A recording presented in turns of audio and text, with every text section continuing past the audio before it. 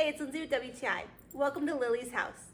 This beautiful crate is by IchbinGo, and me and Lily absolutely love it.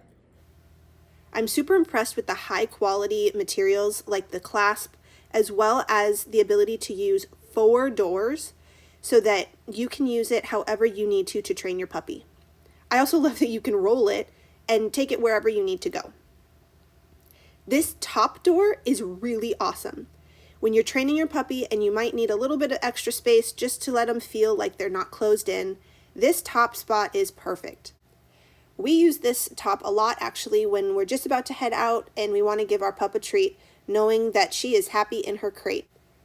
This side door is probably one of my favorite parts because Lily can still get to her water bowl even if she's not using the crate. The high quality materials that they use, the metal and the wood, are just top notch. I am so impressed with the feel of this crate. It does not feel like a dog crate, it feels like a piece of furniture. The wood grain too is absolutely stunning. I love it.